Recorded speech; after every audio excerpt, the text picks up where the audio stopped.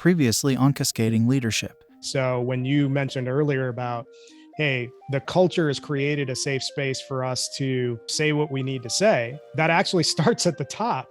And if you're having to push, pull, and drag the executive suite along on any initiative, it's not going to work. So that's pretty interesting from a cultural dynamics perspective. He's been phenomenal to work with. Yeah, it's been a great journey. And I will say, just the support, not just from our CEO, but that's absolutely where it starts, by our entire leadership team. Again, going back to around 2020, when we had a lot of the incidents with the police in Black and Brown communities, I essentially went to one of our senior leaders and I said, hey, I think your particular team could use more, and this is when I was still in marketing, I think your particular team could use some training to get more comfortable in addressing issues in Black and Brown communities. I found this vendor, I put time on the calendar, I'll set everything up for you. And they were all for it and really grateful, because they recognized that this was an opportunity area, but wasn't fully sure how to approach it. So yeah, when you can literally just put time on the calendar of a C-suite executive that you've never met in person and say, hey, I want to help, and they're all for it. And rarely do people even accept those meetings at other companies. Yeah, I love the culture and where we're headed and where we've come from. It's been a journey, and we recognize that we're still on that journey, and we'll continue to learn and even make mistakes together. But I think the fact that everyone's willing and open to learn is the first step. And now the conclusion of our conversation with Whitnie Goins of Molson Coors. It takes a certain level of courage from your perspective to even do that type of outreach. Obviously, everybody's got an external persona that they might build around themselves to make themselves appear approachable or whatnot. And referencing back to what we talked about, you didn't come out fully formed with an out front, or at least I'm making an assumption, with the ability to leverage your voice for action. What was it that prompted you or gave you the courage to bring that as a marketing person directly to the executive suite to drive change? I think that's going back to the element earlier when I said there was a kind of professional standpoint and there was a personal standpoint as far as that transition from marketing to EI. So really it had just gotten to a point, again, going back to 2020 and during the pandemic, and it just reached a point where a lot of people, especially in Black and Brown communities, we were just exhausted. Things were happening time and time again. And especially in the Black community, police brutality was not a new subject to us, but to go to work, and for some reason it being the first time that a lot of our colleagues had heard of or paid attention to what was going on in the world around them. So to go to work and feel like you're responsible for educating, or feeling like you had to be 100% when mentally you're exhausted, you're upset, you're hurt, you're angry. And it just got to a point where I was just really fed up. And so it went back to, again, our organization really preaching transparency and living up to that. Essentially, each function just sat down and had, of course, we were still working from home, we had Teams meetings and allowed people to come on and just share how they felt. Literally just an hour where we talked about our feelings. Anyone could come on and share experiences. And to be honest, a lot of my Black colleagues were hesitant to go on camera. We were just like, I'm not talking, I'm exhausted. I am literally exhausted. And after some time passed, I went on camera and it was like word vomit. I honestly feel like I blacked out, but I was getting all of these texts and Teams chats and people saying, yes, Whitnie, keep going. They're saying everything that we wanted to say. So I kept going, and it got to a point because I was so fed up. It all came out. And luckily what I said was appreciated, right? So after that, our CMO called my cell phone and we're talking and having personal conversations and figuring out ways that we can make sure that the rest of, because again, I was still in the marketing team at this point, making sure that the rest of my colleagues felt and know that they were supported by our CMO. So yeah, it had gotten to a point where I was upset, I was fed up. But on top of that, I didn't just wag my finger and say, this is why it's wrong, this is what we should be doing, or these are areas that we can improve on.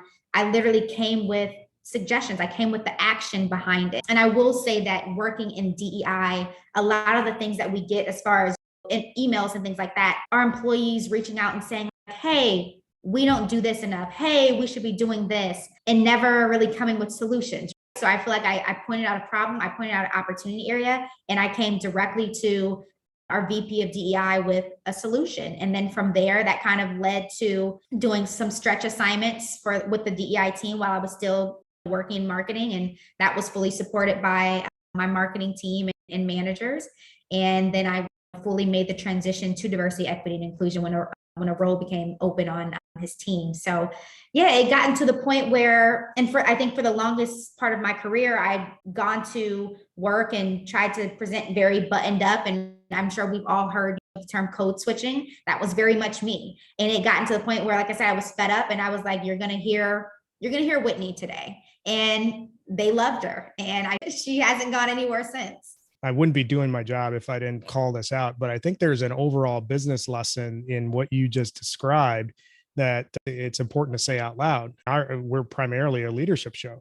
And when you're thinking about how do you want to lead from where you are, anybody can talk about the problem. And I think regardless of whatever function that you're in, but if you want to really separate yourself from, and this is what you did, if you want to separate yourself from everybody that's got visibility into the problem, you need to drive that into action with a solution set. Here's what I see. Here's why it impacts the business. Here's how we solve it. What are some other ways that we can solve it as well? And let's build a strategy around it. So I think that's the other part that can be broadly generalized to anybody in any seat who wants to advance some solution within the organization. It's something that it sounds so simple, but I think we do get comfortable and forget it. And I onboarded 79 interns just last week. And that was the first tip that I gave them. Remember, when you start your roles, you will find problems or opportunity areas. Remember to show your manager that you thought of a solution as well. And it's something that you think us being well-versed in or well into our careers that we remember, but sometimes it is easy to just say, hey, manager, hey, team lead, here's the problem.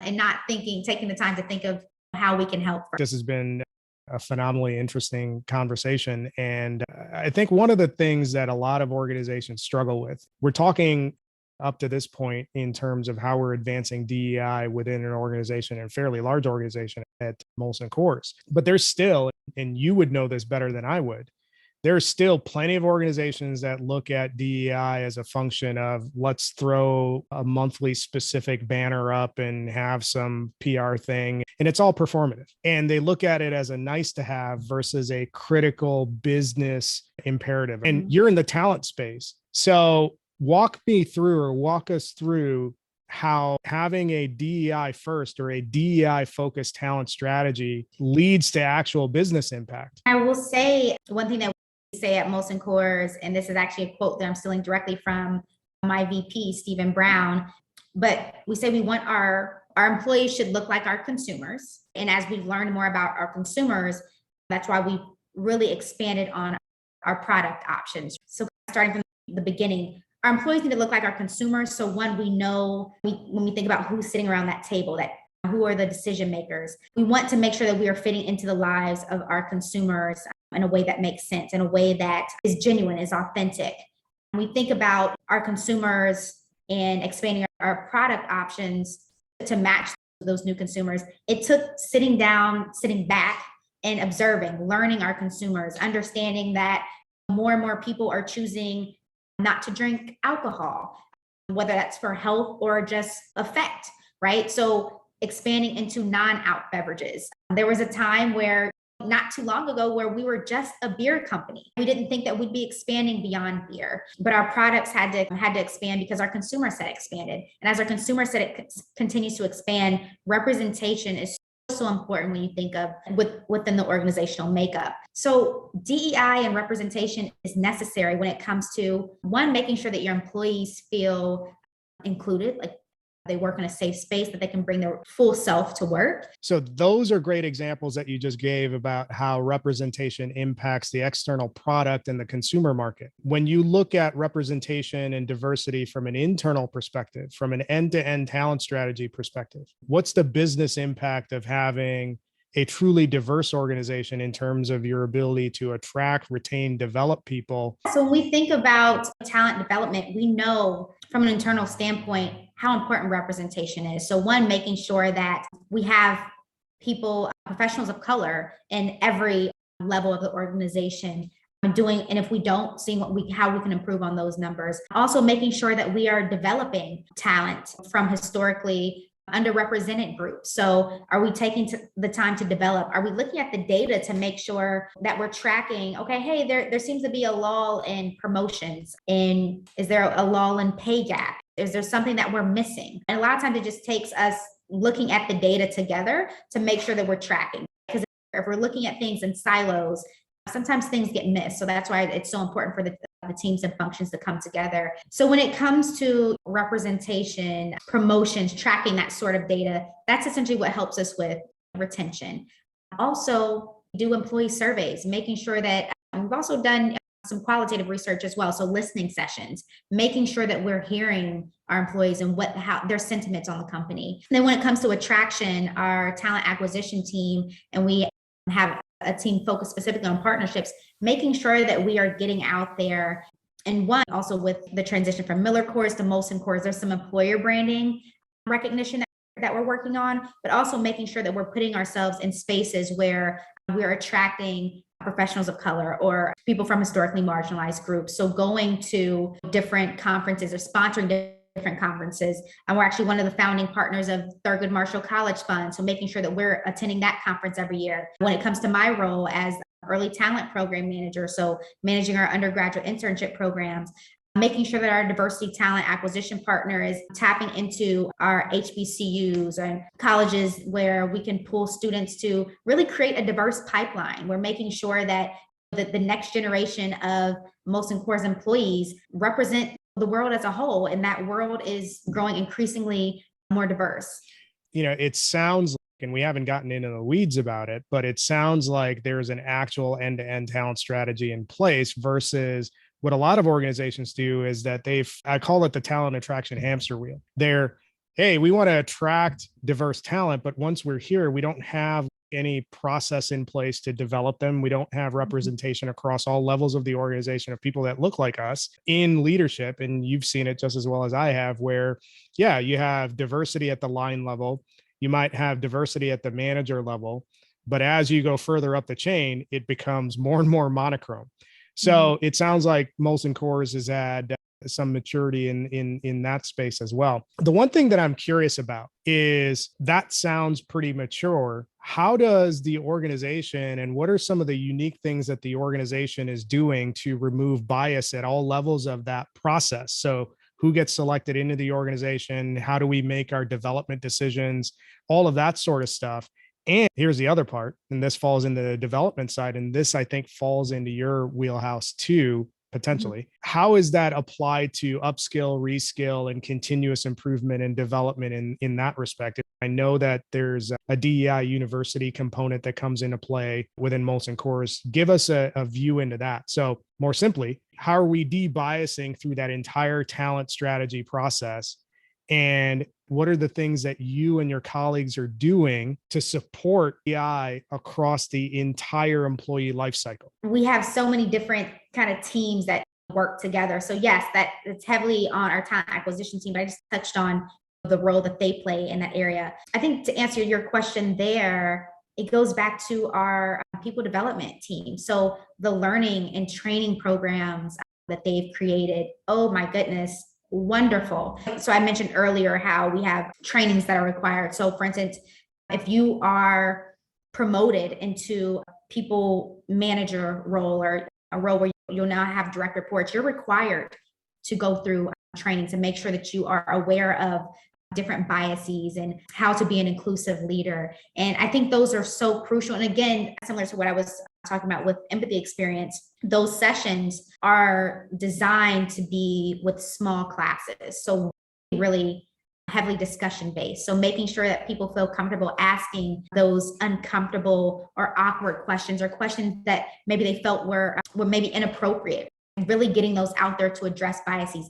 Teaching them internally, how do we define biases, microaggressions, what are macroaggressions, how to call out versus call in and when to do. And I feel like even role playing in those different scenarios. So really making sure that our managers are equipped. And we also talk about in those trainings, we talk about interview biases, going in and are there some halo biases there, some confirmation biases when talking to different candidates, and how we can potentially eliminate those biases, as well as our talent acquisition team. So our talent acquisition partners, who are essentially our recruiters, have to go through various trainings. And actually every employee goes through a DEI refresher course regularly. So it's something that we're really ingraining into the organization and making sure that, I think this is where a lot of organizations are falling short too, making sure that it's not an uncomfortable conversation. So what we say is we're encouraging uncomfortable conversations and really getting to the point where we don't even have to call them uncomfortable. They shouldn't be uncomfortable. So really just ingraining that the vocabulary, the thought, the awareness is key into all levels of the organization. There's something that struck me about what you just mentioned. And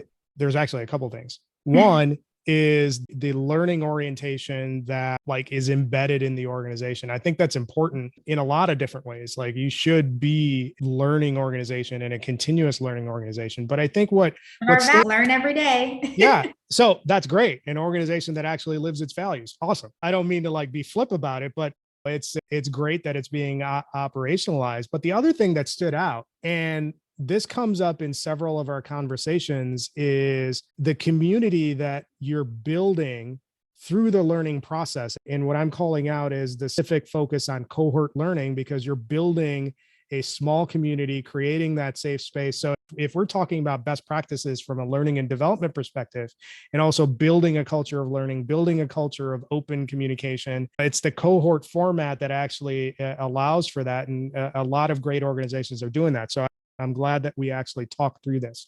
I could get into the weeds with a lot of the stuff that we've talked about up until this point. And I think what we just covered, where you're tying in both the external business impact and the internal business impact of focusing on DEI as a critical success factor, that could be its own show. But one of the things that you mentioned that I want to get a little bit more detail on is the whole idea of uncomfortable conversations. And by nature, nobody wants to have them. So my question to you is, why is it important that we engage in these uncomfortable conversations? What business and personal benefit does it give us? Absolutely. And it opens our mind, right? Of course, no one wants to be uncomfortable. Rarely can someone wake up and say, yeah, I want to be uncomfortable today, but how else do we learn? And that's something that we continuously preach on the DEI team, is having those uncomfortable conversations. And in reality, what does that mean? So when we think about leading with empathy and making sure that empathy is really at the heart of all of our DEI strategies and action plans, how we define empathy internally, we really want to make sure that people understand the difference between empathy and sympathy. So empathy is understanding someone's perspective so deeply to the point that you are compelled to act on their behalf, right? So the reason why it's so important to have uncomfortable conversations, because a lot of things are so ingrained in us, right? When we think of unconscious biases, right? We know that our brain is taking in thousands of pieces of information a minute, and our brain literally creates shortcuts to help us dissect all of that information. It's literally the only way that we could function. So a lot of times, based off of our past experiences, what we see in the media, what we've heard growing up, we have these biases. And unfortunately, we have those in the outside world, and we come into work or come into the office and we hear those same biases, and how that can prevent us from really connecting with our colleagues and being inclusive in our efforts. So when we think about why it's important to really make sure that we are cutting those biases and having those uncomfortable conversations, because I always like to say, yes, learning is important, but I feel like half the battle of DEI, your DEI journey, is unlearning. So unlearning what we've been taught growing up, unlearning what we've seen, what we've heard. And then also it's so important because DEI has, when we think about language, it's ever changing, continuously growing.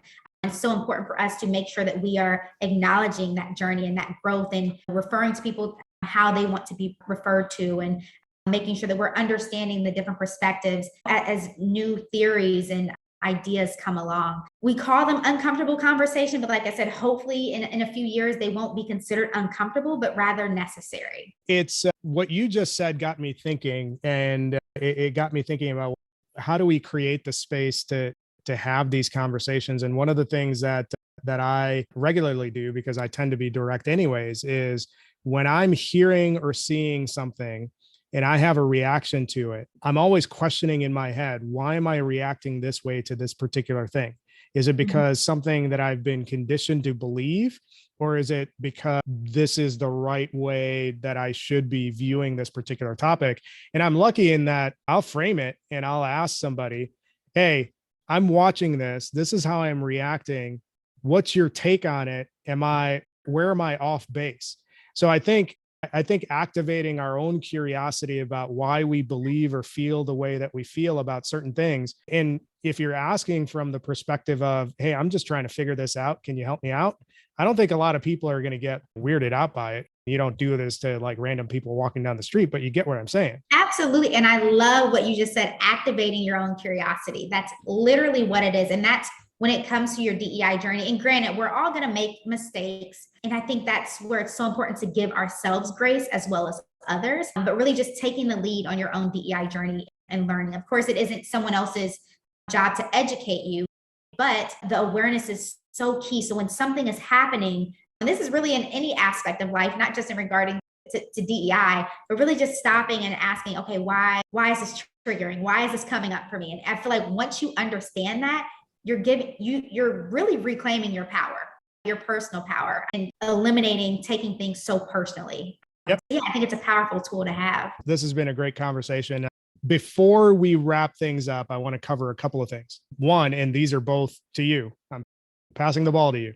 Okay. So when we reflect on all the stuff that we talked about, what are the most important things that you want people to walk away with?